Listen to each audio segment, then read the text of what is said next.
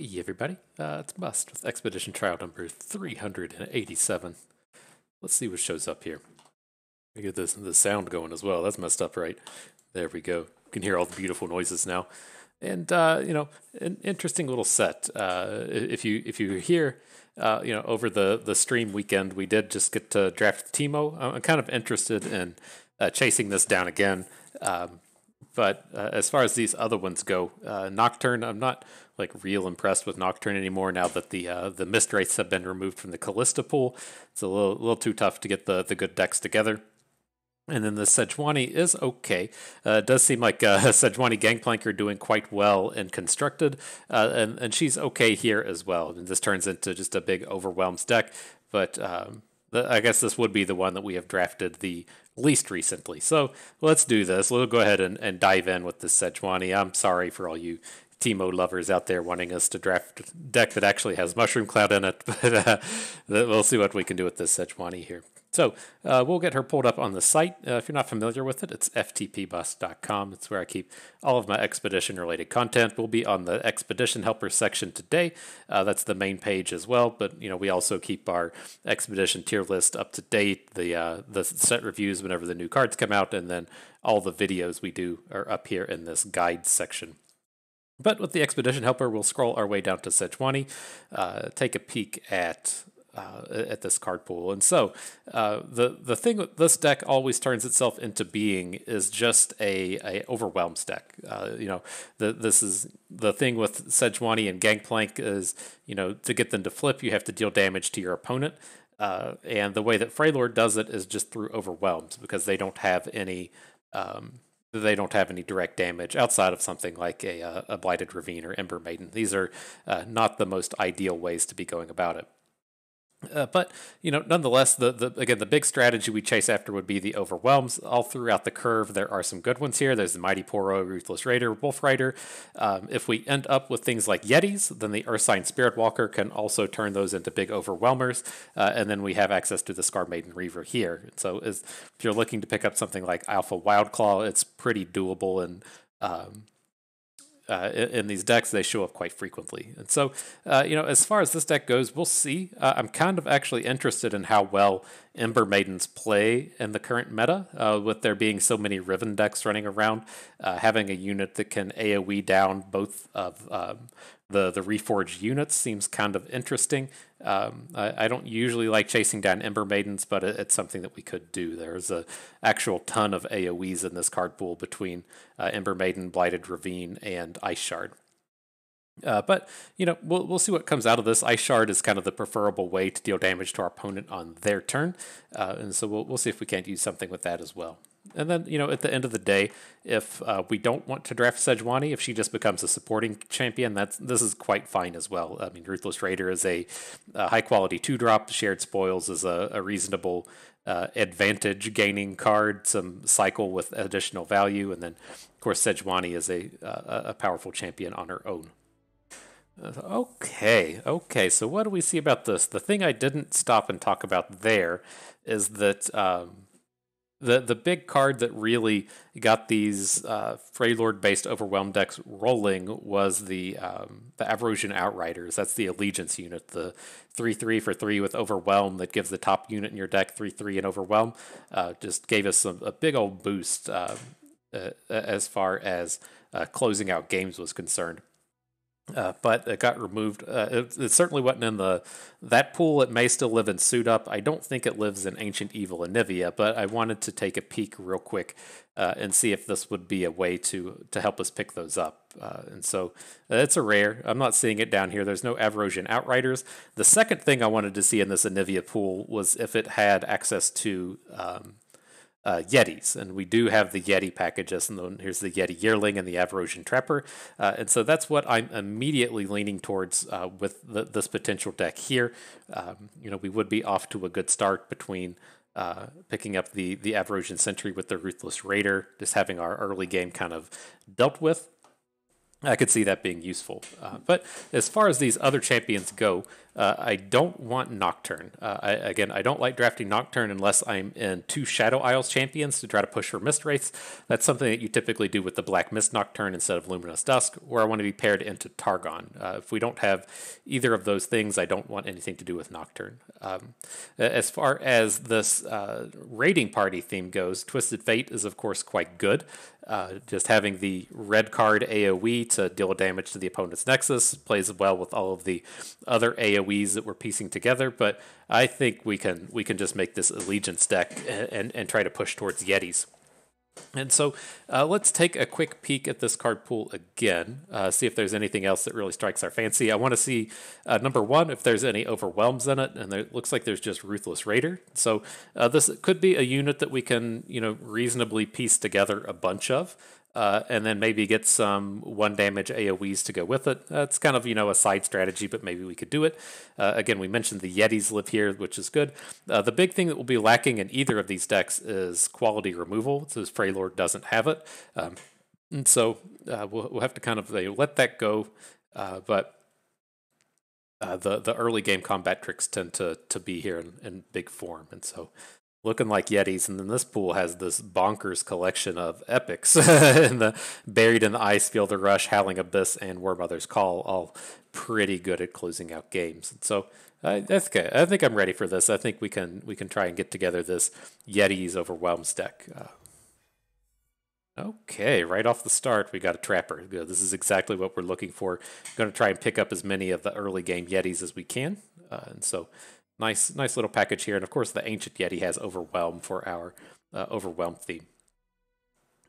Okay, so these cards are pretty weak. I don't think I want to jump into Shadow Isles. I would really prefer just every pack that we see once we're beyond pack 6 to be Freljord, and so we'll let that go. These are definitely not good Shadow Isles cards anyways, and so these are all pretty weak, but I mean, we're never doing anything with these Frozen Thralls, so we're just kind of stuck with the Elixir of Iron and the Blighted Ravine. So many Blighted Ravines. No thank you. No thank you, game. But Caught in the Cold is going to be a fairly important one for us here. We did mention that Freljord doesn't really have any removal, and this is about as good as it gets. Just being able to Frostbite Vulnerable something gives us a way to say, hey, I want to interact with that unit. This is it. Strap in, because this is as good as it's getting. And then we got a quality 1-drop in Lonely Poro. Okay, another easy one. We got a Yeti Yearling here. So our early game's coming together pretty nicely. Oh, the total package. The Yeti Yearling along with the Ursine Spirit Walker. Beautiful, right? The idea with these is the Yeti Yearling makes these 5/5 Yetis. They aren't super good at closing out the game because they don't have Overwhelm. And then, of course, the Spirit Walker flip gives all of the Yetis Overwhelm. And so looking strong. I like how this is coming together. Okay, and so we have a decision here. I don't want to come out and take things like It That Stares. The way I look at our top end here is we're probably going to have 3 Sejuanis. Anything beyond Sejuani, we can fill out with Ancient Yeti. And so if we end up with 2 or 3 Ancient Yetis, that is fine. I don't want to be getting these low-quality cards like It That Stares. And so we could end up, maybe finding one of those big epics as well. And so I just don't want to clog up our late game with these real turds like It That Stares. So I'm going to come over here and take the good early game Overwhelms package in the Raider and the Poro. All right. The good things continue on. We got a high-quality combat trick along with another Yeti. Easy take. Love saying Yeti over and over again. These cards are all quite good. Okay, and so this is finally a bad pack. Out of all of these cards, I would actually want Usgar. It is okay to pick up some of this late game stuff, even though we don't really want it. I don't think we'll ever be able to take advantage of They Who Endure.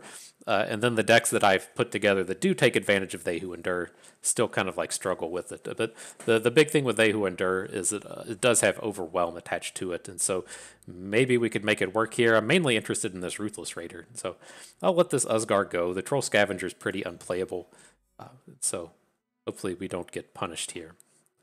Okay, and good. Just what our deck needs. We like to push up to 8 or 9 or 10 spells. 10 tends to be kind of like the sweet spot. If you were going to say, hey Bust, how should my deck composition look? It would be like 20 units and 10 spells.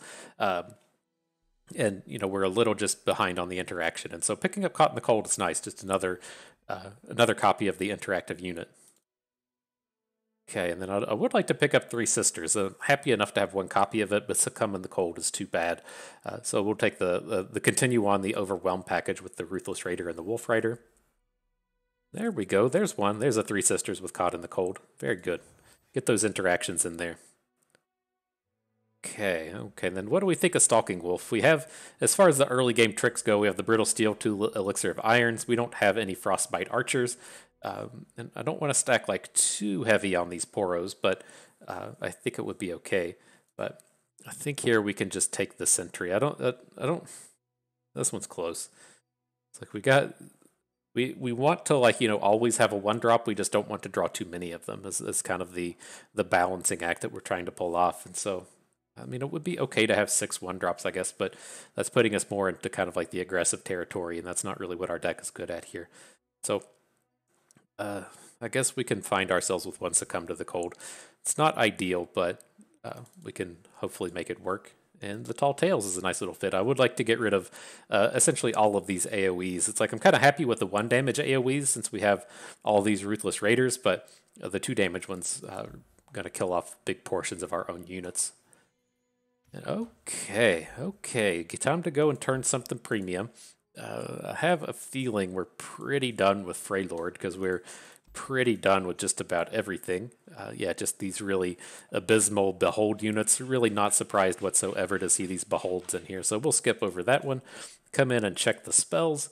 Don't think we have any of these. We didn't take Ancestral Boon. We don't have Ice Shards. Oh, we have the Spoils of... No, we passed on the Spoils of War. I saw it, but I took something over it. So, oh, man, we're going to have to go into the rare territory, aren't we? All right. What do we got as far as these go? Do we have any of these units? And here we go. We can level up the Ancient Yetis here, and we'll probably end up with some Ancient Yetis before the day's over with. So, welcome to the squad, my man. It's been a long time coming. We are ready to go. And so yeah, this has come together okay. We run into like a touch of the chicken and the egg problem, right? As to where I don't want to take a whole bunch of top end because we're going to draft like 3 Sejuanis, or we could draft 3 Anivias if we wanted to. But regardless of which one we pick, those are 6 drops, and so we're going to end up with just like a ton of late game anyways. To where I don't really want to stack a bunch of late game, because we just draw too much of it. But then on the flip side of that coin is, you know, given the current state of the game, we only have 1 Sejuani, and so it's a little tough for us to get to the point to where, you know, we have too many late game plays. So hopefully we can take down one of these early games, and I'll feel quite a bit better about it. I assume he'll never block with Fizz.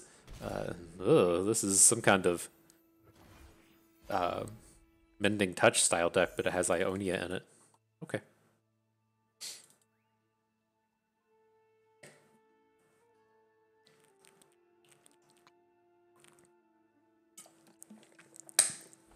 But yeah, where I was getting at with that whole conversation there was, I kind of wish I would have taken Usgar.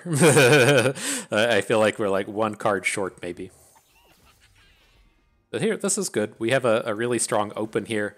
We definitely want to be playing Shared Spoils this turn, because we gotta be picking up some more units.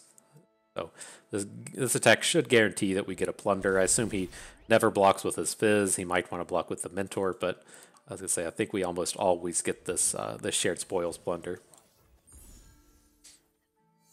Cool, big old Yeti. So let's just go ahead and bank this mana at this point. We'll probably just be playing the Lonely Poros next turn, but these are not very high quality adds at this point.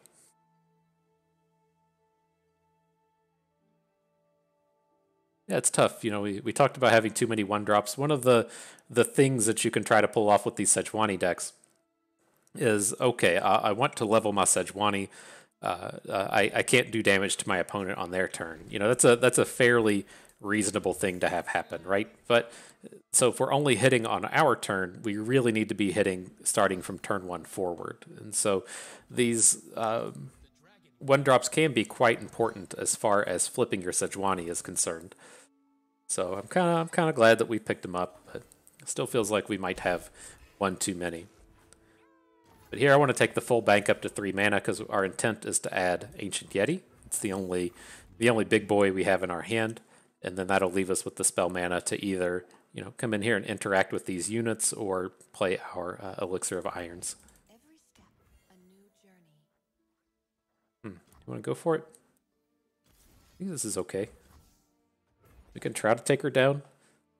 It's just if he has a Targon Shield or a Twin Disciplines, then this is kind of crappy, for lack of a better term.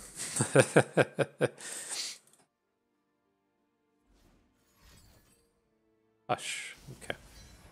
So that was unsuccessful.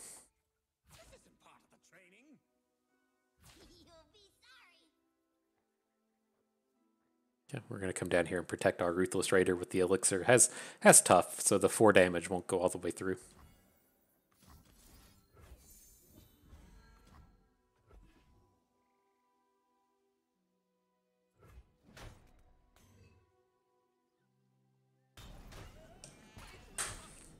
All right, we're just out here leveling up our Ithid stairs, though. That's what we're really doing, right?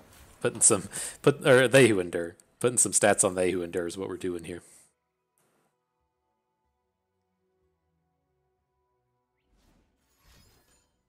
Okay.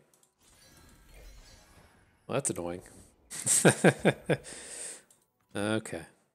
At least he healed before he played his Star Spring.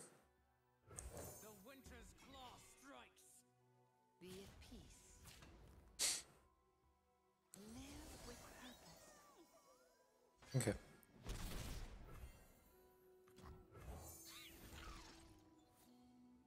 Wonder we'll stop there and take the full bank. It's like it's one of these odd things where it's like if you want to take Soraka down, we would have needed to put some damage on her on their turn, but then if they actually have like a healing card, well, he has a healing card in Star Spring, they're able to just chunk her up so quickly and just draw this big mountain of cards. It's kind of painful.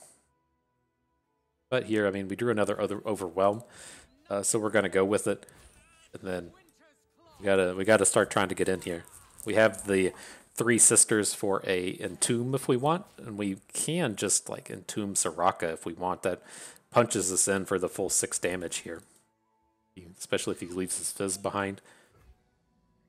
That would be a lethal. Where does this get us? Okay, let's try it. If nothing else, this should also prevent them from drawing a bunch of cards. Them to 0. I don't think this is lethal, like all the time. It's very easy for them to have a Mending Touch or whatever the various healing cards are called, but it's good enough here.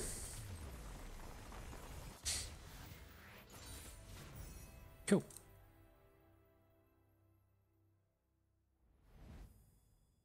Okay, so this is one of these decks to where the champion doesn't really matter. We just kind of want to come out here and pick up the cards that we want to pick up and be on theme, right? There's, of course, like, Sejuani is slightly preferable to Anivia in the sense that she naturally has Overwhelm, but in that previous game, where we're attacking with like three Ruthless Raiders and a Yeti, her Anivia's AoE will make your units punch through a bunch more damage, right? So she can potentially get more damage in an attack than a Sejuani could, and then you can take advantage of your opponent's blocks with those Overwhelms. But I'm much happier to pick up the Spoils of War and the Reaver here. Just both of them all 3 of those cards actually do quite a bit of work as far as solidifying our late game. Okay, yeah, we're coming together here. We got some of the combat tricks. We got the interactive elements. We're pretty close to the top end. The early game's good. The only thing I feel like I really want is Evolution Outriders, but I feel like we got the tools to do some work here.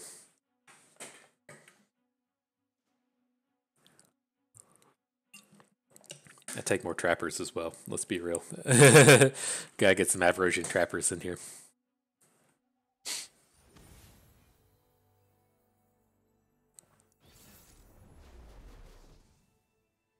Oh, Premium Lux. Saw it. It's there. It's the premium.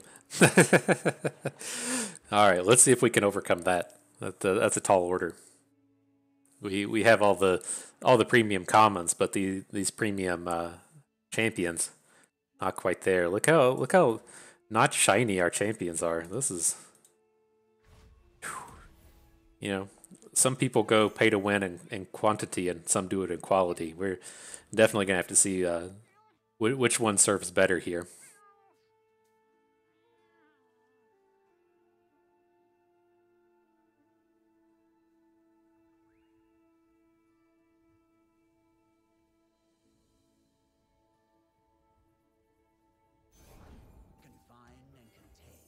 All right, let's battle.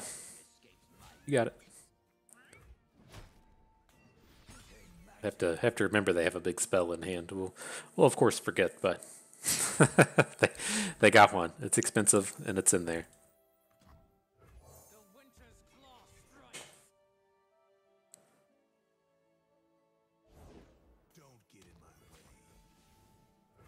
Okay.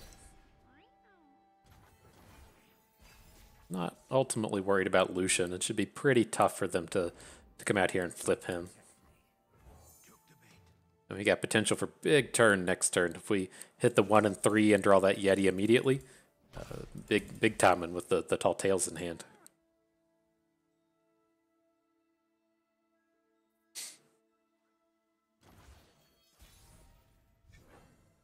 Dang.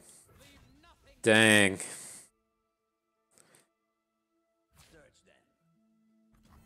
Okay. I was hoping to go ahead and get a Succumb to the Cold just to go ahead and get this Thrall on the board, but we'll have to save that for next turn. Has he got 1 death? Okay.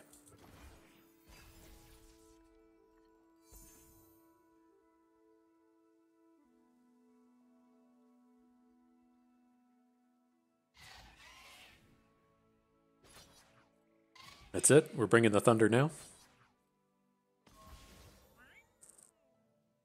Okay.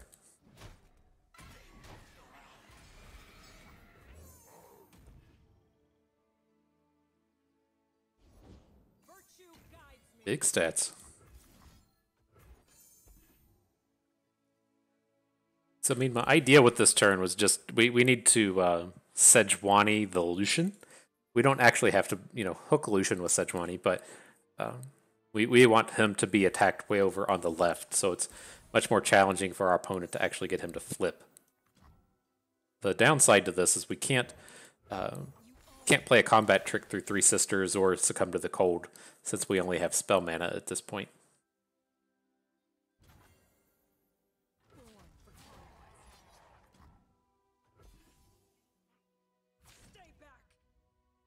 But you can't flip this turn unless, we can't kill the Radiant because we don't have a trick. If he has a barrier or something, it's not that big of a deal. He can't, riposte through Sejuani. Wouldn't be surprised to see them have a barrier, but can't do it. Oh, big time. Big time for us.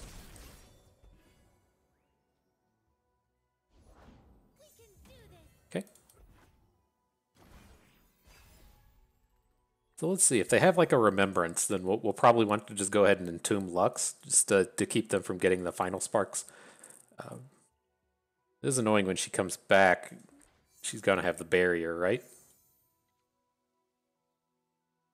Is she not level 1 barrier anymore? It's weird.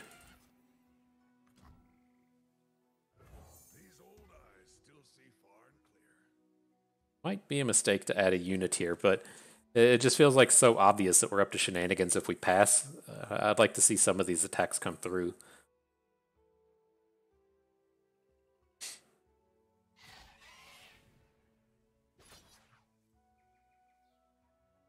That's his only good attack. Okay.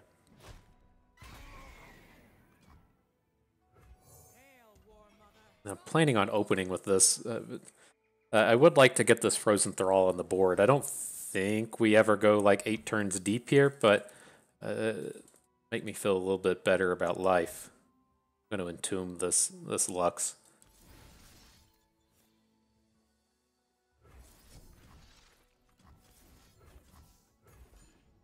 Both protects our Sejuani and keeps her from getting the spell count up.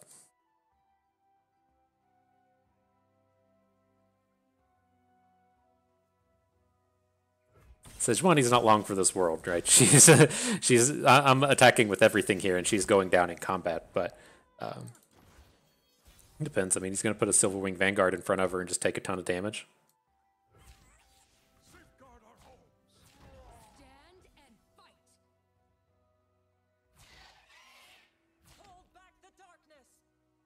What?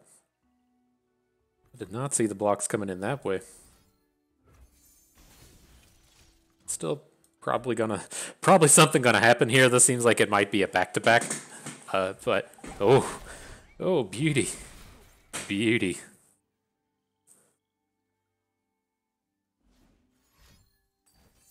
Okay.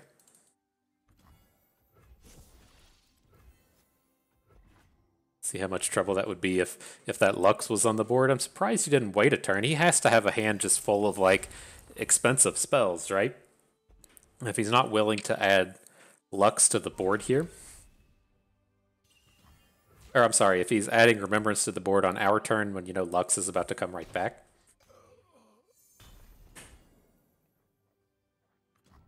Okay, we're looking strong. You can just take some amount of damage here. He's gonna.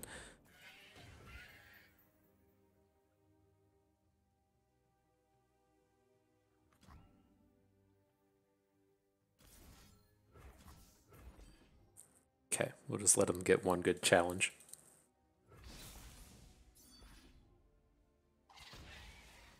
To Sejuani, yep. Served us valiantly. You were ready to flip. Do we want to put somebody in front of this thing? It's so bad if he has a combat trick. Okay, we'll just use this stance where we're just going to try and get wider than them. Big they who endure. Come on, bud. Come on. Come on.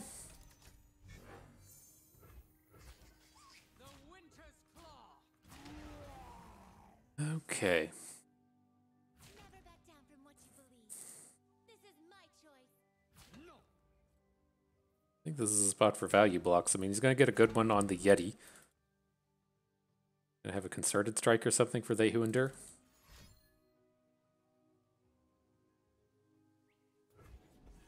That's a problem. He's going to pick up a ton of elites now as well. All right.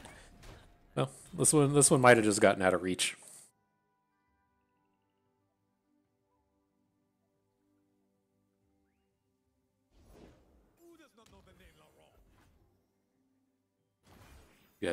Gotta find us a big overwhelmer here, or make it 8 turns from now. Okay. Well, he might not be dead. Caught in the cold was how I was wanting to close this one down, but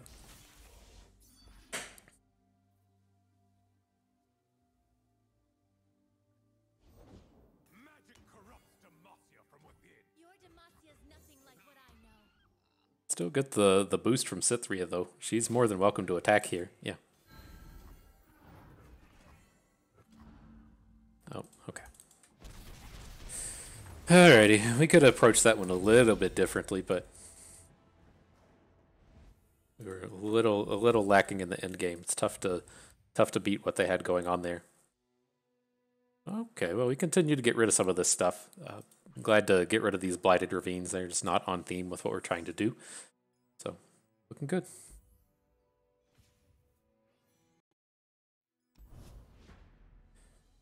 Oh, all right, bud. Let's get him. Let's get him. Got to recover from that one. We didn't get our double Yetis on turn 4, and it really makes us salty, right? How dare them. I mean, we could have done stuff there. It feels like that's one of those spots to where you like to make that big open attack, like our last attack there, because it's just so easy for us to say like we play a Caught in the Cold, and then our opponent adds just a 5/5, any 5/5. It shuts down so much of our potential damage. I think it's easier for them to have a big unit than it is for them to have a concerted strike, especially since they'd already played one. But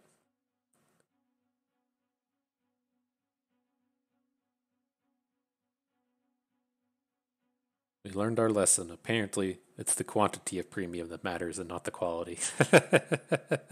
That's our takeaway from that game. What up, Shades? What are we playing with here? We got some kind of number with Victor, Zoe, and a Nash. All right. We can keep something like this. You want to guarantee we have a play on 3, and then the Ancient Yeti is playable on 4 if you keep it in your opener. This is looking good. We got this 2, 3, 4. And then if we pick up a 1-cost trick, that'll slot in the curve nicely.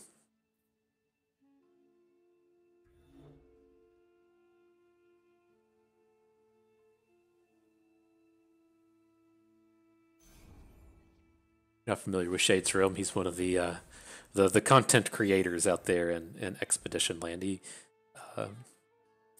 lives over in Twitch. He's put together some YouTube stuff, but I think he said that he's just doing Twitch only now.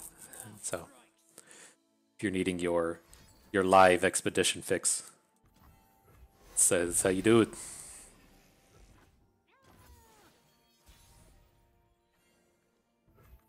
Oop.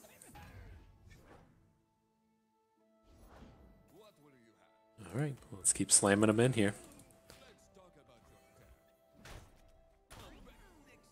I would think against like a deck with Zoe in it, this has to be like better for us than it is for them. I would think. But here I want to go ahead and add the Ancient. We're just going to open next turn. And I want to get the plundered Spirit Walker on the board. So this should be a board where we get to do it. If he has like a Fury of the North, it doesn't work. So Come to the Cold stops it as well. But that was the idea, was to get this guy down with Overwhelm.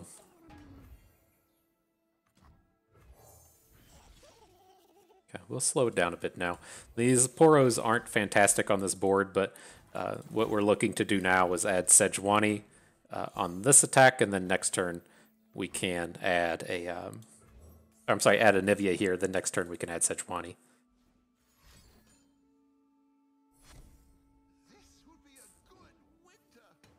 Okay. I'll just block it with one of these Poros. They're not gonna be doing anything anytime soon.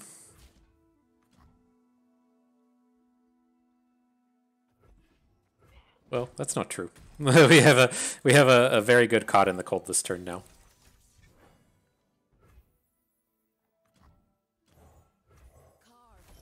Right, we can do the 1 damage with Anivia and then have the quick attack with the Poro. Do we want to stop anything else? I don't think so. We got this Fury of the North in hand as well. Right? Best Nimble Poro 2021. Is that what we've assembled here?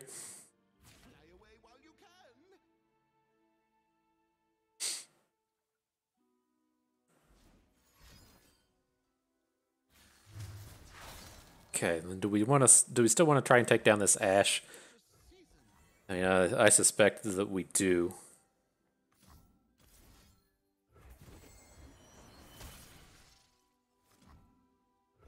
Okay.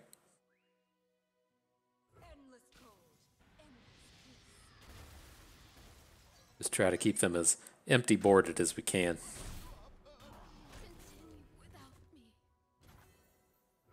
Cool. So, slightly awkward as far as things to do this turn goes, but we're on board with our double champion, and so it's gonna hopefully be tough for them to recover.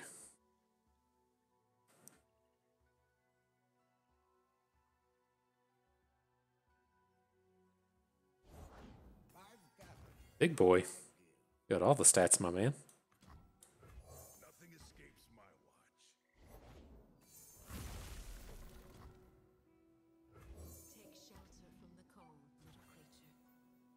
Okay, then I think we just go for the Spirit Walker. I don't need the man. I want the monster. So, the awkward thing with this board, and the thing to take note of, is we're going to be attacking with Anivia. She's going to hit everything with the Scar Grounds on board. So like this thing will survive. It's going to get tough, and it's going to get +1 attack in the middle of the attack here. So we've got to kind of like watch ourselves with what we send into this thing if we want to be able to take it down. It's going to have to be Sejuani as far as these units are concerned.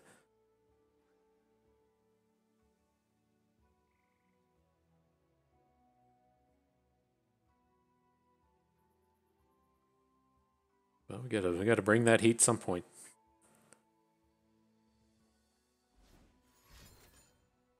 Interesting. Also the scary thing with this, I mean, against a P and Z deck is, you know, we're so close to getting this Anivia flipped and the eggs going, but you know, they're quite capable of killing off an Anivia egg. So it wouldn't be catastrophic if Anivia died and went down with the egg, but we'd have to consider whether or not we want to actually attack with her. Okay, I just didn't find anything they needed.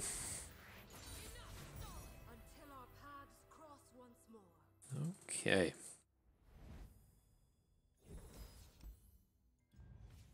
Let's see what kind of upgrades we got here. Oh, trappers.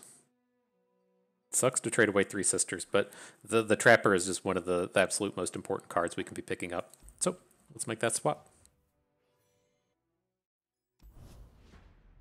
Okay. Some Outriders. It's tough. It's the glue, right? It's fun. Play some trappers, and you play some Outriders. You give that Yeti on top of your deck, the 3/3 and the Overwhelm. And you're showing Lysandra how to make the 8/8 Overwhelms, but don't have the Outriders. Wonder if that was why they pulled it. It's I'm trying to remember. I know it's in. I think it's in Frozen Solid Ash. It might be in 1 or 2 other card pools, but it's definitely not in as many as it used to be.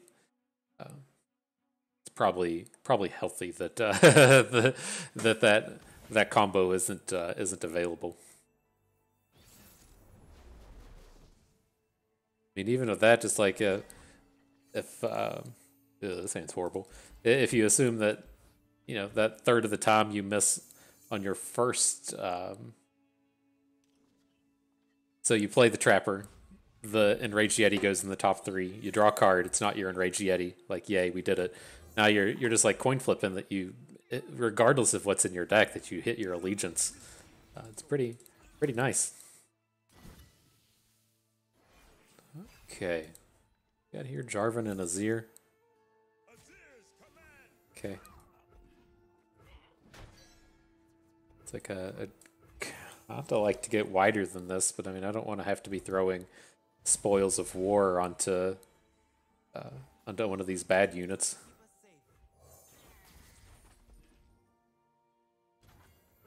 Let's see. Let's keep up some width here. Might just be passing, but okay. Well, he's gonna get 1 value block, which I'm okay with. The rest of these attacks are all quite good.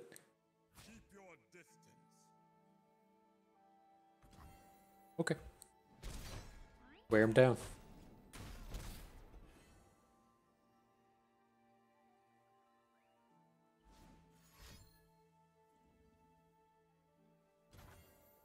What was he trying to do there?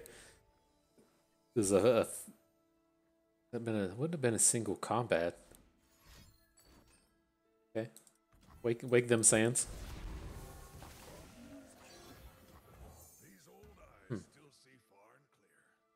That was a physical waking sands. How many waking sands you got, my man?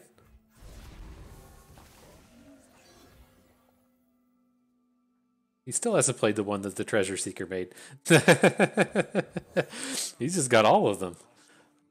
Dang. Okay. You bring that thunder.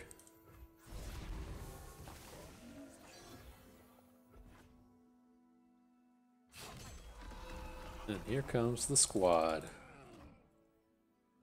I mean, if at the end of the day, you know, we have 1 unit to his 0 and we have 5 cards in hand to his 3, I think this is a good deal.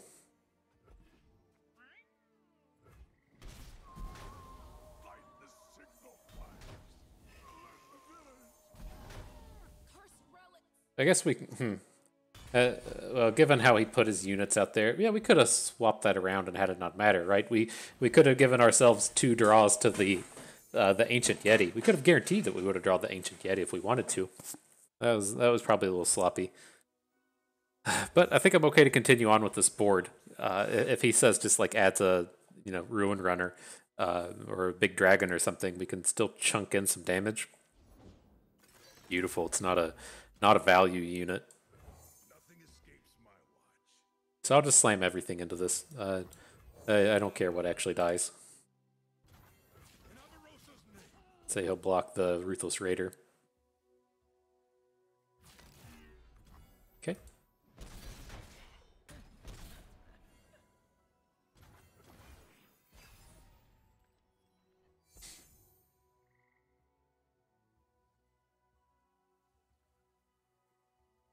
So our next one... Yeah. Our next one's guaranteed to be a Yeti, right? I think so.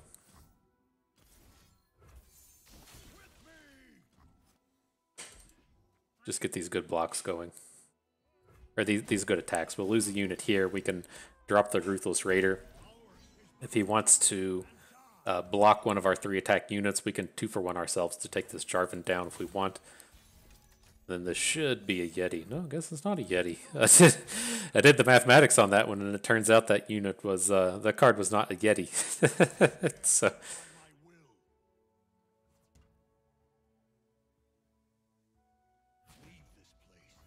Okay. Oh, those were okay. Okay, those were the little Yetis that died. So I was expecting that to just put them in our top 3. Okay, I'm losing it. We got the Trapper down here now, but we need to give something 2/4. I'd prefer it to be one of these overwhelming style units, but like putting it on the Raider doesn't let it take down a Jarvan. I think that's okay. We have this double elixir of iron. We're gonna have to use at some point.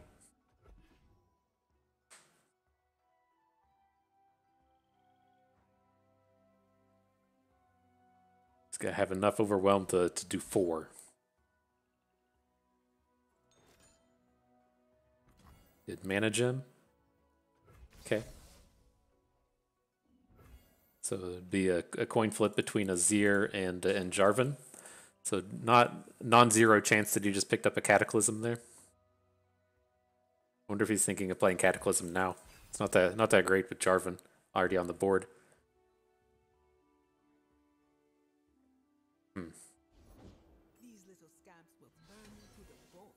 This is scary. He's going to add that Waking Sands. We don't have any units to add to the board.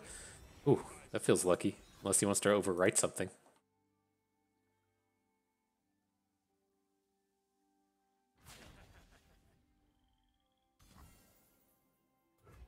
So ultimately how greedy can we get with this, right?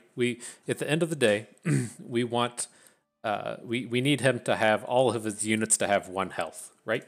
So like we can do something like block here, block here. Doesn't lethal us.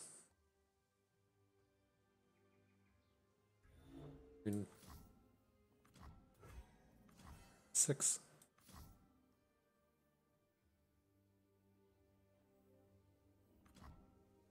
I don't think there's a I'm not seeing it if there's a way around this stuff. I guess we need to do this one.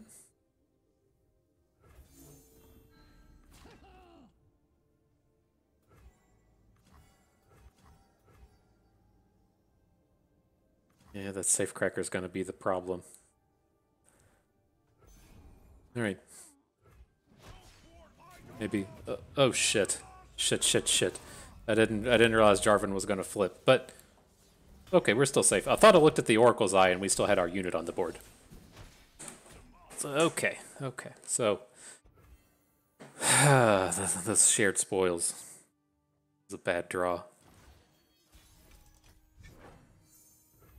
We can hit a Challenger Poro.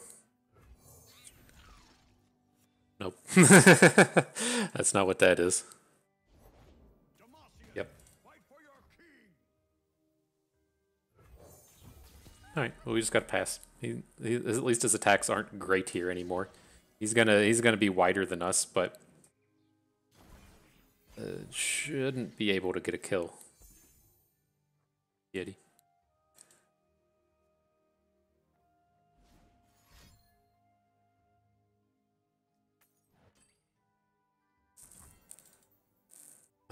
Okay. God, he's gonna pick up that. There wasn't anything we could do differently about it, but okay.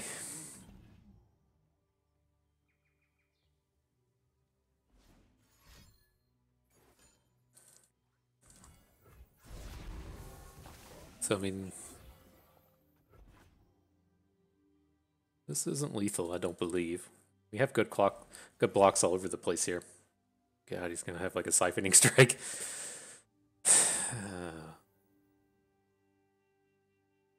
Okay.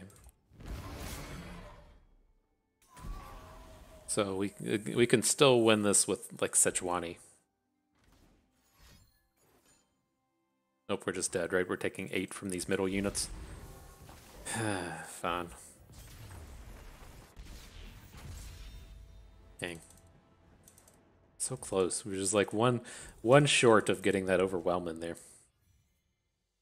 So let's see. Let's continue on. So I'm okay with trading out this Poro. It feels like our big problem here has been our general lack of late game, and so we'll swap out the Poro for the Spirit Walker here.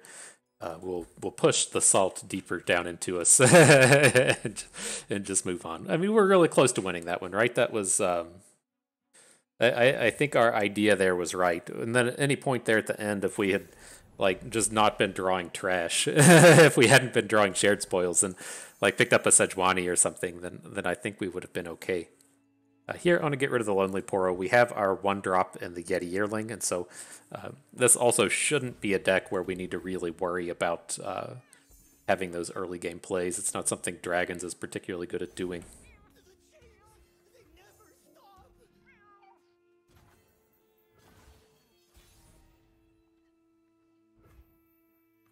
We probably don't want to just slam the Sentry into this Warden Spray. Oh, oh, love seeing that. Okay, we're good to just keep playing on curve. It's wild seeing the units go down like that. I love coming out here and just acing off their small plays. So we'll see. This can be kind of scary if we want to say drop a Tall Tales next turn. You know, if he has a if he has a 1 damage removal spell, it'll kill off our Yeti Yearling. But we drew the big boy. That's all we needed. Feeling pretty good about this Tall Tales now.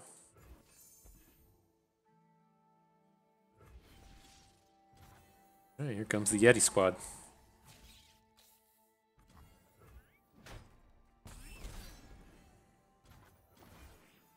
Need these pets? Yeah, those kitties needed pets all day today. Needs them real bad. Okay, I mean, do we just want to get the big boy plan going here? His combats are like so bad from this point forward. I think we do. There's kind of like 2 things to this. I don't think he can attack with Shyvana here, right? He has to have some kind of combat trick if he even wants to like think about attacking with her. But he's probably like, what's he gonna do now? She only has, I guess she has 4 health. But I'd say it's like very tough for her to actually try to like come in and do anything here. Okay, this will be a caught in the cold.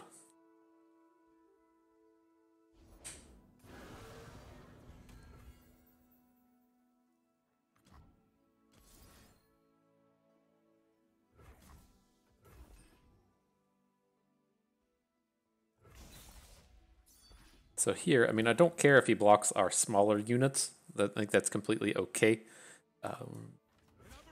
So we're just going to get an attack like this. This. You can come down here. So he's going to get like a 6/6 onto the Spirit Walker. He can get some value blocks on our smaller ones, but both our Ruthless Raider and our Yetis should be safe. Falls to 7. Bold.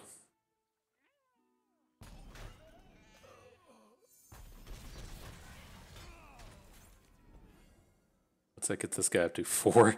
So impossible to get this They Who Endure up to size. It's impossible, isn't it, bud? Impossible. But hopefully our big Overwhelm squad's going to be enough here.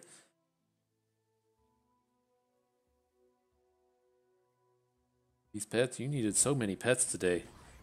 You are neglected. This is clearly the most neglected kitty there is. Okay, that has to be fine. We can't Elixir of Iron through that. But again, it takes some of his health away, so our Overwhelms are going to look a little bit stronger here.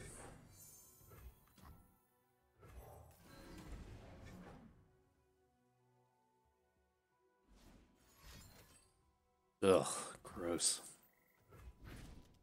You gotta make so many noises with this game. This has been brutal.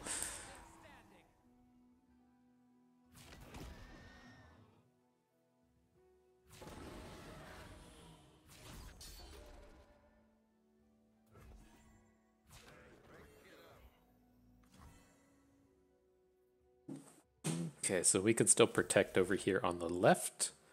Take him up to 6.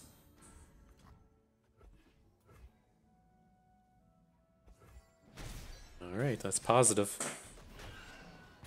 We're getting close. Getting close. No plays. No plays, right? Dang.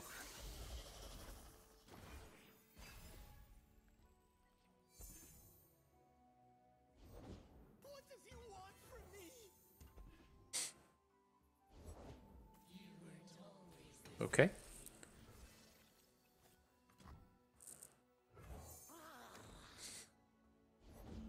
Alright, well, let's see what we can slam into this board now. Can't imagine he attacks here, right?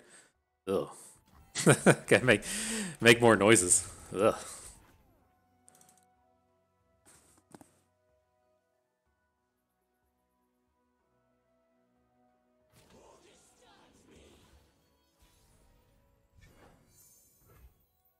Alright, so what does the addition of Mighty Poro do? So, like, we attack with everything now. He's going to pick up, like, value blocks on the sentry. That doesn't seem good. I think I just want to come in with the Wolf Rider. Oh, this is getting scary. Okay.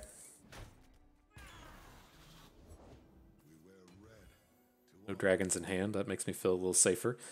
And then I'll just pass here. We can play all the cards in our hand, even with the Mighty Poro next turn. There we go. There we go.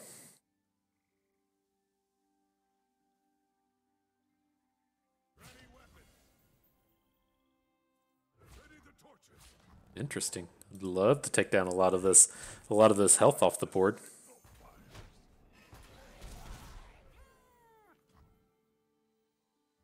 Okay, then ultimately, like, how clever are we going to try to get here? That attack was, like, reasonably suspect. Let's see if they end up just playing out their whole hand. It's like we've got two things going on here, right? We want to be able to Sejuani their strongest unit, but then we also would kind of just prefer to open. But, like, what if, I mean, if they're... Let's see what their last card would be here. The reason I was wanting to hold on to the Yeti Yearling is, let's say we go into our next turn and we just drop the Yearling, and that gives our opponent a chance to do something before we play this Sejuani. But perhaps the open is safer against some, if he's out here trying to draw crumbles or something. Whew, okay. That's a tough one. That's a tough one.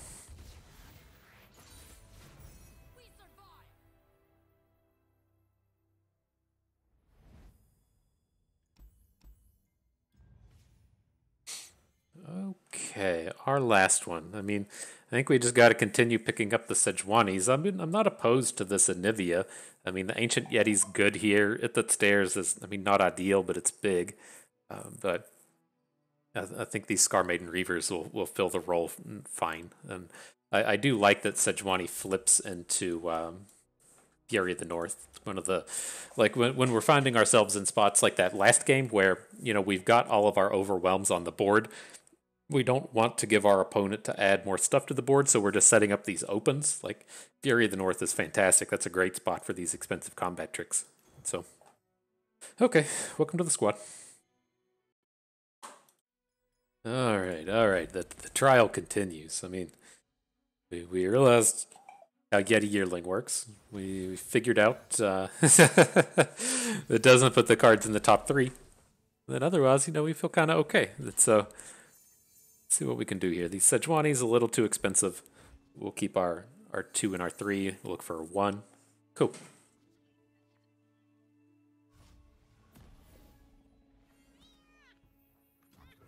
Get down there, Lonely Poro. Do your thing. Boom. 20% to a level up. You're welcome, Sejuani. You're welcome.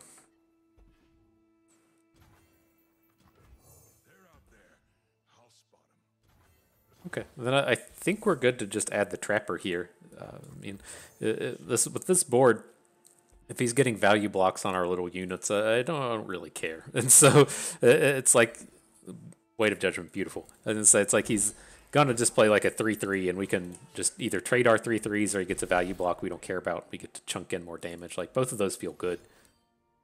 Oh wow, wow! Spending the mana gem. At least he is say that's a bold move when 25% of your champions are Aphelios. Dang.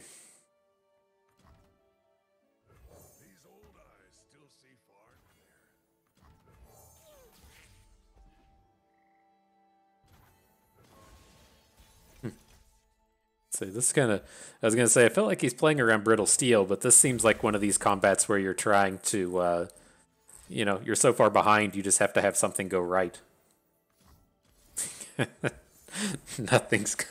nothing's gonna go right here for this guy, unfortunately.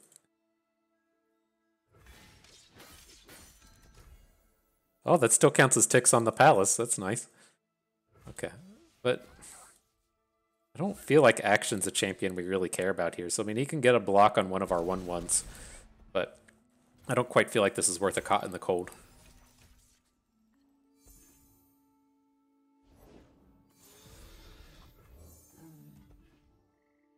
Block. All right. He didn't want our commentary. Oof. Oof. So the Sejuani thing does work onto Fused Firebrand. She doesn't have the little circle, so I'm pretty sure we can just do this. We can get rid of the Scar Grounds. Well, we should probably keep the Scar Grounds at this point. Pretty confident this works. There we go. There's no circle on that one. Okay. And so now we have to decide, I mean, would we want to just run Sejuani into this thing?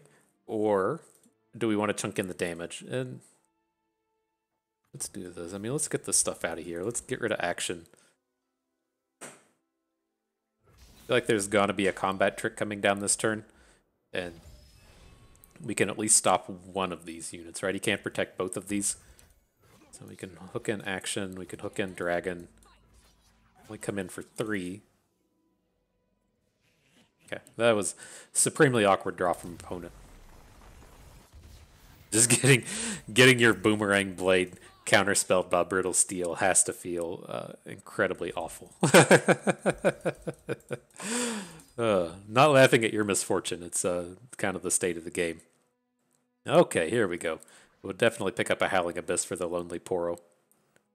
Good. I'd like to trade away this They Who Endure. And Ember Maiden seems like it would be okay. I mean, she's always so awkward in the sense that, she kills all of our like Avarosian sentries, but she's good with a lot of our other cards and the Scar Grounds that we managed to pick up.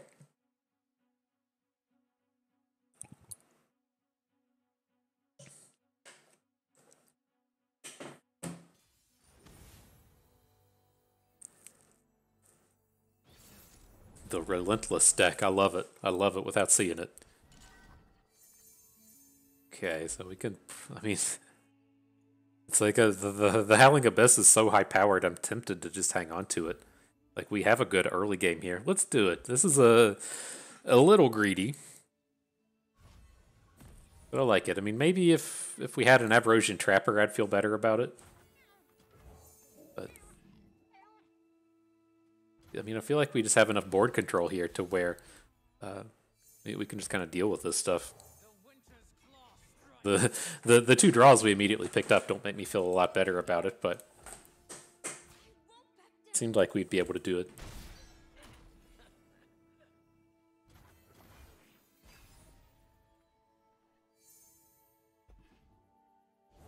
Alright, alright. And go. No single combat. No single combat. We said it. We said it, so he can't have it. Okay, okay. In case you didn't know how the game works, that's the way it works.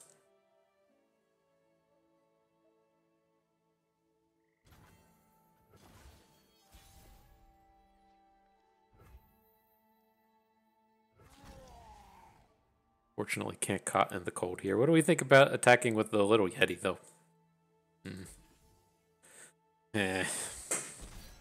Make some noises and be over it. I mean, this is fine. We're going to be banked up to 3. This is why I don't like Succumb to the Cold. You can't play it on curve anymore, but I think we're good to go here. So it's like we can't Succumb to the Cold and Spirit Walker next turn, but he's done not nearly enough aggression to make me feel bad about keeping this Howling Abyss.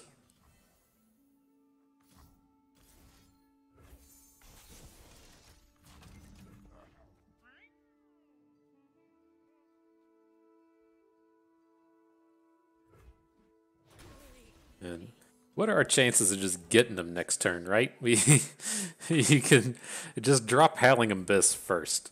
Okay, he plays Garen. I was like, we can play Howling Abyss first, and then just be like, all right, what are you gonna, are you gonna play something? But let's give this a try.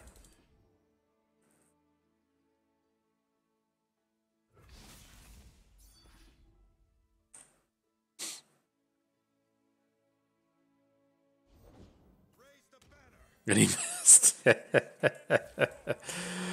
Oh, no, I know those feels, my man. I know those feels. There's a good chance this doesn't go, quite as well as we want. Yeah, I was going to say he's going to get the strike. There's a good chance we don't actually kill Garen this turn. But, wow. Missing on the Bannerman. That sucks. That sucks a lot. No other way to put that, really. And he's definitely not anywhere near being far enough ahead for us to not want the Howling Abyss.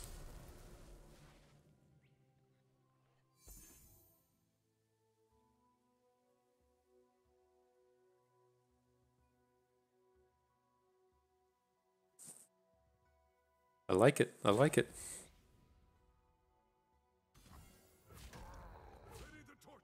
Easy blocks all day.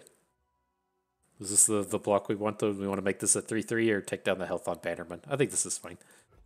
Make the 3-3.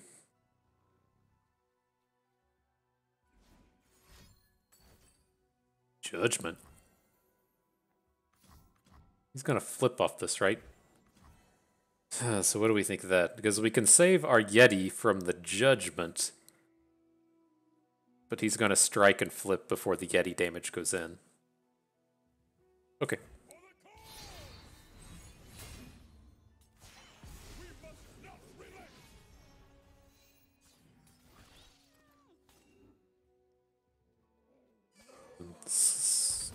We did pick up another unit. Okay. Trapper it is. I was going to say, I wanted to get like 2 units on the board, but we couldn't do that given our hand. So I was going to play Anivia, but then once we picked up the 1-cost unit, I felt a little bit better about what happened there. And then gotta check, was that Garen or was that Judgment? That was Garen's Judgment. Okay, so at least, I mean, only playing 2 copies of Garen, but so if he opens on us, how much do we care? This is going to bring in a Yeti. I think this is safe.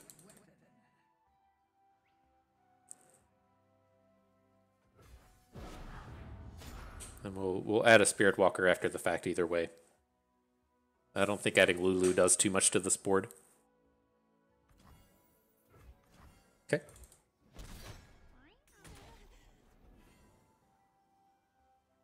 Did you generate a Whimsy when you play her, though? Round start. Okay. Wow, he hits the Frozen Thrall. Okay.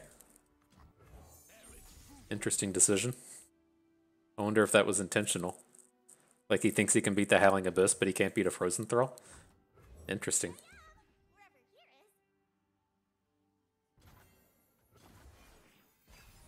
Huh. Noises.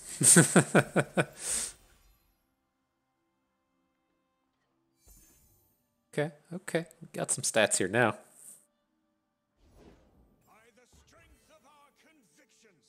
Gotta get Anivia down this turn. So let's start with Yeti. No, we should have bursted. We should have bursted a barrier down. This was a little sloppy.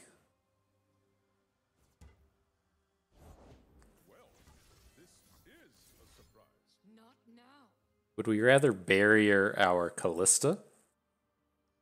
Just try to save her for next turn? I don't think so. I think I'm more interested in the Ursine having barriers next turn. Now let's pass. He's gonna at least attack with Katarina. I remember he has Blade's Edge as well, so he can try to get clever and take down our barrier. Sure.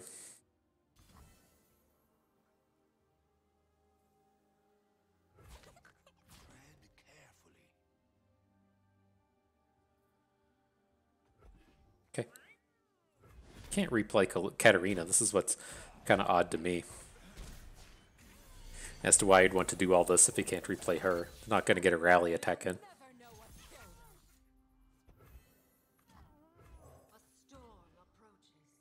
All right.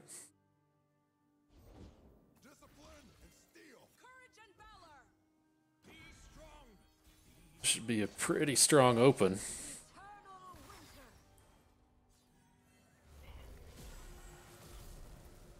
Okay, so let's help Pix.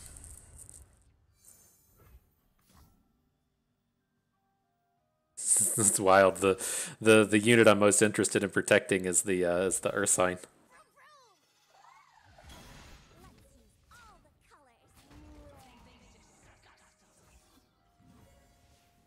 Okay.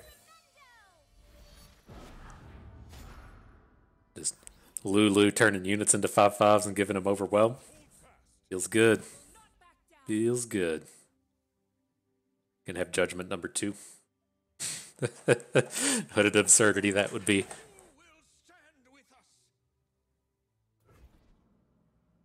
It's a pretty big negative number on opponent's side of the board. Nice.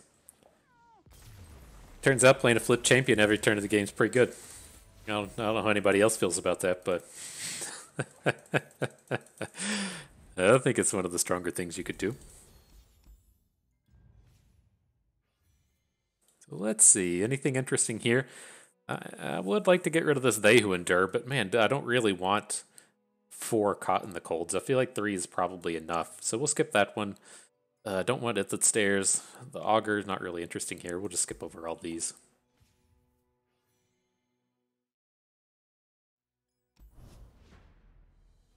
Okay, pre-final battle.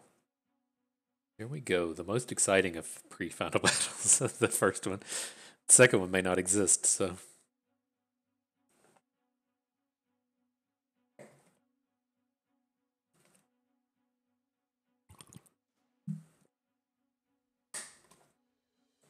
Okay. Opponent has been found. Just playing the Teemo. Could be scary. Could be scary. We don't have a lot of ways to interact with what they're doing, and so Teemo can be a little problematic. You got some dudes to drop on the board. That's all that matters, right? That's that curve everybody loves to see.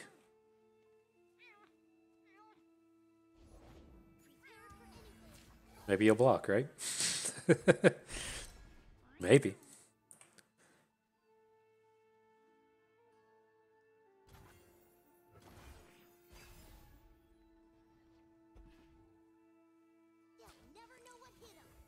Okie dokie. Excuse me. Not real worried about that. Then the thing that we'll run into on our next turn, okay, is if he adds a Puffcat Peddler, our open attack's never going to be that good here, though. We drew the awkward part of our deck, the stuff that we don't actually want. We picked up 3 of them, so this could be bad.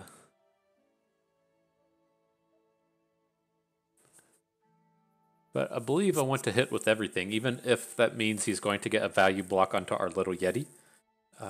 Again, the thing I was kind of like, if he plays a 3/3 here, then that's pretty awkward for us, right? Not a lot we can do about it. Okay, that one's not that bad. Interesting. Why does he keep the clump of wimps? It's gonna like iterative improvement it or something? Like iterative improvement the clump, double mushroom cloud us?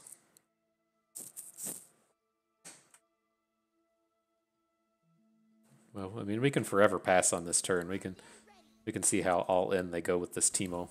Okay, that's not bad.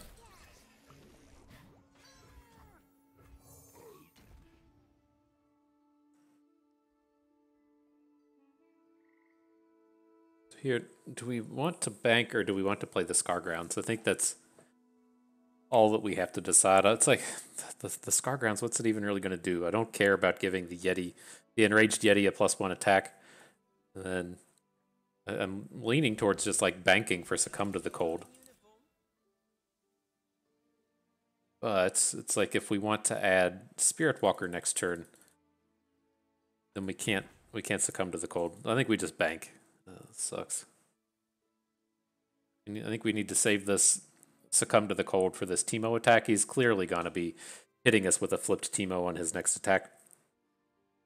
And then, so it's like we can fully bank, we can attack, we can add Spirit Walker here, we can still plunder here if we want, and then look to Succumb to the Cold on Teemo. Okay, I like it.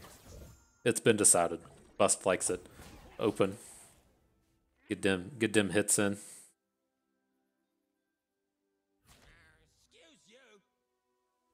Don't care about any tricks or burn. Whatever you got is fine with me.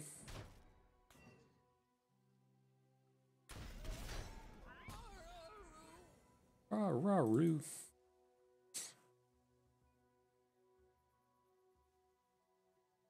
So I guess we do have a real question in the sense of, do we want to play the shared spoils? Because if we want to, say, next turn, both Succumb to the Cold Teemo and play the weaker Spirit Walker, then we need that mana. And there, there's perks to us not drawing cards as well, right? Since he's loading us up with puff caps, I'd rather draw a card now than draw a card later. But there's definite perks to no draws. I think this is fine. I think this is the big thing we have to focus on here is we can't let a turn go by where we don't spend all of our mana. And like being banked and passing is fine, but when we have like this Hexcore Foundry on the board, we can't be like just taking, just like passing with all the stuff on the board. We have like our hand just has to be as empty as possible. Here comes the Teemo. Hope he's ready to succumb to the cold.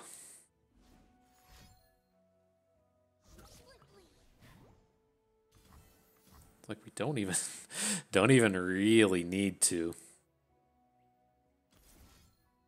It's the next Teemo hit that's scary, but kind of hoping we can like prevent that from happening. You can still get this through. You can have like a combat trick as well too. If he plays a weapon hilt or something, then Teemo can get his strike in.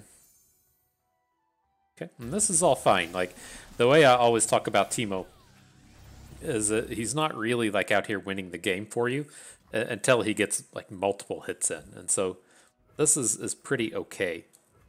Even taking this first hit, but that was beautiful seeing him burn through all that mana and not add anything to the board. I'm gonna say because this is he's not long for the world. He has a lot of work to do as far as burn goes. Cool. All right, so let's get ourselves in that final battle. Almost there. Oh man, I love me a Battle Fury. These decks are so good with Battle Furies, but I've got to trade out of 2. If we could trade the Wolf Rider for it, I'd do it. Let's pick up the Ancient Yeti, though. This is tempting to trade away the Succumb to the Cold that Stairs, but this is kind of like one of our few interactive effects. I'm going to hang on to it. The Three Sisters could be okay, but not for a Mighty. I don't want any of these. Keeping the Reaver, don't want Icy Yetis or Blighted Ravines. Ooh, Shared Spoils for Battle Fury. I can get behind this one. As much as I would like... Oh, man, should we trade the They Who Endure? That's an actual real card we're picking up in this Avarosian Sentry, to where the They Who Endure is just so bad. Man, fine. Fine, game. And we're never trading out Trapper. Don't want the Sentry. Don't want to trade the Yeti. Okay. All right, well, we're ready for the final battle now. Here we go. Ooh. Made it. Made it this far. Feels good, right?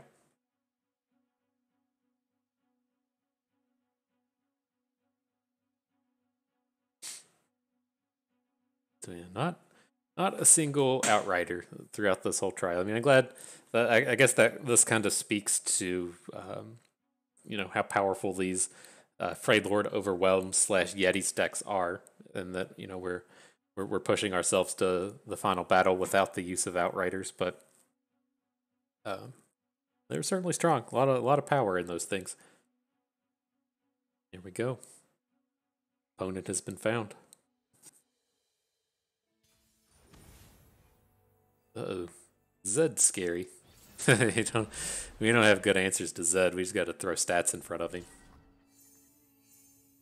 All right, I can get behind this one. We got a 1-drop and a thing to cast on Zed. Now we gotta find a unit with 2 attack that we can play within a reasonable amount of time. That's not it.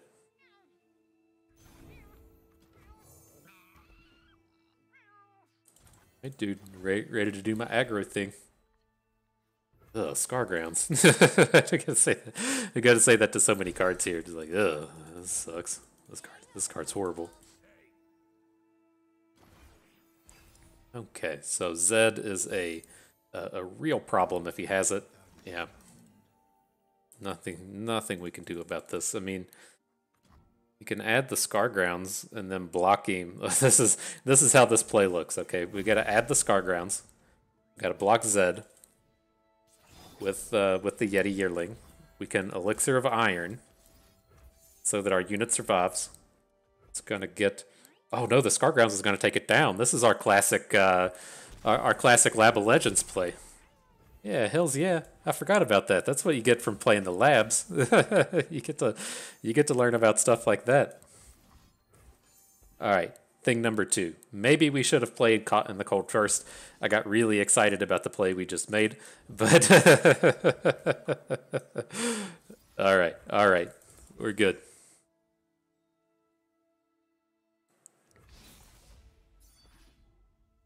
Yeah, go out there and watch all our Lab of Legends videos if you wanna learn about the sweet Yeti Yearling Scargrounds Elixir of Iron plays.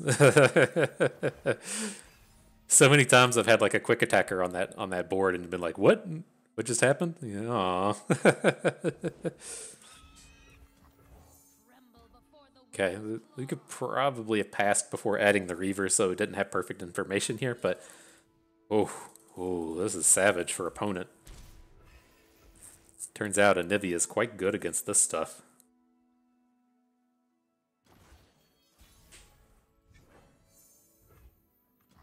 Would we rather just add Sejuani? Because this does make a lot of our attacks this turn bad. I mean, like the Reaver attack is always good, but, you know, he gets free blocks with his 1 health units as far as the Anivia avalanche rolling through.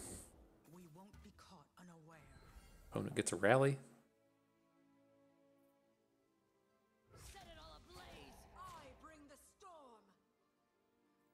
Okay, well, if we attack with everything, then one of them should be getting through. You gotta block with your duo. Oh, protecting her. That is probably his only way to win here is with the Green Glade duo. I can most certainly see us needing to pop this with Sejuani next turn just to get the Frostbite onto it.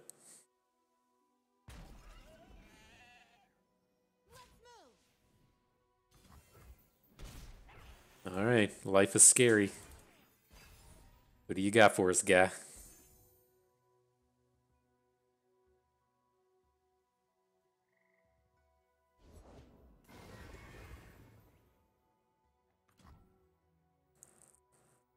Do we even care? Do we even care about Cadrigen? We probably gotta just come in and prevent this damage, right? We talked about the power of these Fury of the Norths coming in on our next turn. Do we just take this? I think so. I don't think they can lethal us from this. And so on our swing back, we have 8 Overwhelm. I have to assume the Cadrigen just stops Sejuani. This can put 1 in front of the Reaver, which is meaningless. So we just leave them without a board. We need to put this damage down so that we can try to get these Overwhelms in. Right, this thing only having 2 health is a pretty big deal. Over this big Cadrigen. Okay, let's get the rest of our Overwhelms down.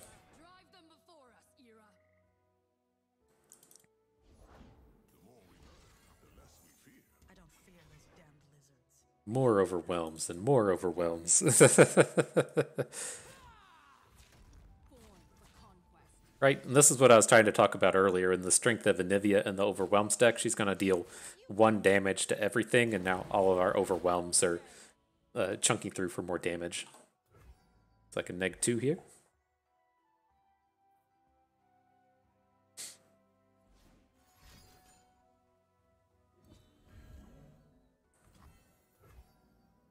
Can we kill on the left? We're a little bit short. But at the end of the day, all of his units are gone. Okay.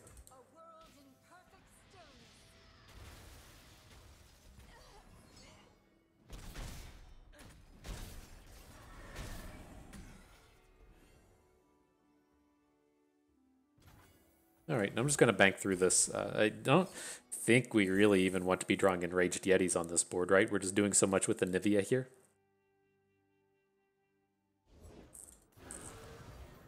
You can come in and block, I guess. That's gonna be our thing to do with this.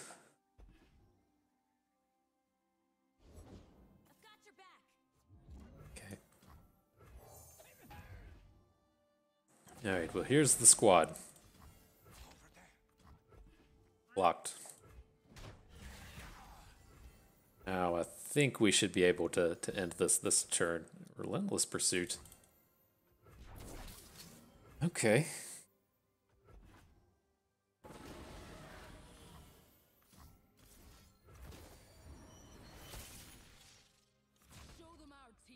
Got him. Cool. Cool. So yeah, not a bad little trial. Not a bad little 7 winner. I do enjoy me a Yetis deck. So it's nice to take this the whole way. We'll get this pulled up here and talk about it just a little bit more. And so, yeah, I mean this deck is certainly weaker than it was in the before the 2.11 patch came about. Again, the big thing that we are liking to do with this is it was just like such a beautiful curve of Overwhelms, being like, you're playing your Yeti Yearling on 1, your Ruthless Raider on 2, your Trapper on 3, and then that Avarosian Outrider on 4. And so then ideally on turn 5 or turn 6 or whatever, you're starting to have that 8/8 Overwhelm for 1 mana. And so, with a lot of these turns in this late game to where it's like, well, we want to play 2 spells in the same turn or 2 cards in the same turn or Succumb to the Cold or Fury of the North plus another card, that gigantic Yeti was always like super good in that space. And allowing us to pull off those plays. And so, we could still do it with the Yetis, but it of course doesn't have quite the same ring to it when it's when it's only a 5/5 without Overwhelm. And so, again, if you have access to the Outriders, then great.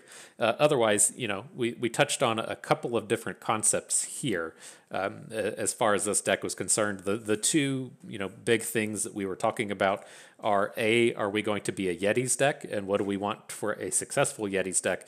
And that is, fairly straightforward. You want all of the cards in the early game that say Yeti on them. You want your Yeti Yearlings, your Avarosian Trappers.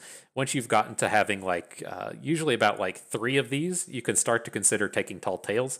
You don't want to end up with a deck to where you have 1 Yeti and 2 Tall Tales, and you have to hope to trade into your Yetis. But once you've hit 3 or 4 of the Yeti cards, then you can start to feel like you're safe about taking Tall Tales. And then the Ancient Yeti. This is if it starts in your opener, it can come down on turn 4. Also allows us to do these things to where we play 2 big units in the same turn. If he's sat around in your hand until he costs 2 or 3 mana. So that's kind of deck number 1. It's like the Yetis.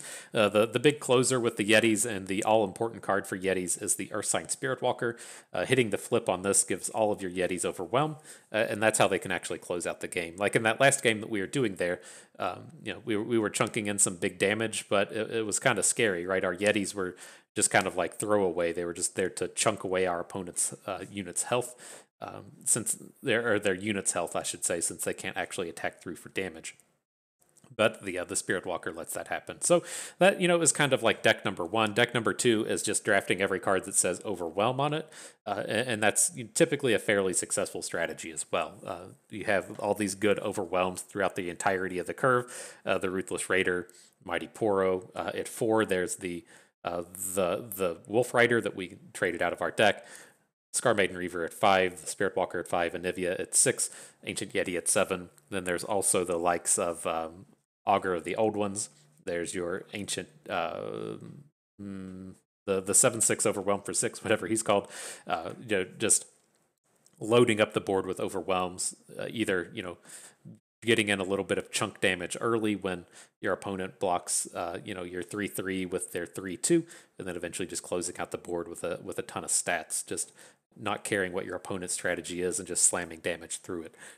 And so those are, the kind of the 2 strategies we're looking at. I prefer Yetis. Both of them prefer the Outriders. The thing that you can end up doing with the Overwhelms is also pairing up with Noxus for all of their Overwhelms. They're pairing up with Shurima for Ruin Runners. And so you have, options everywhere else.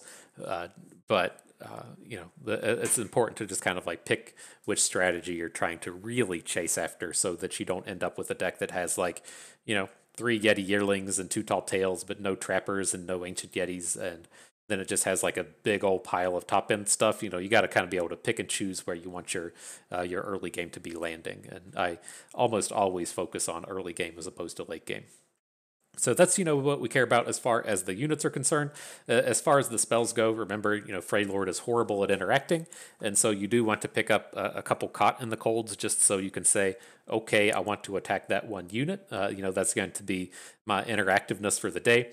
Otherwise, I don't like to have more than 1 Fury of the North. I like to have 0 Succumb to the Colds. And I really prefer the cheaper spells between things like Brittle Steel and Elixir of Iron. And so, last but not least, the thing that we like to watch out with ourselves with are, you can load up on expensive champions here. Depending on how your draft has gone, you may not need to, right? It's very easy to just kind of slot Ashes or Brahms into this deck just to have early game plays.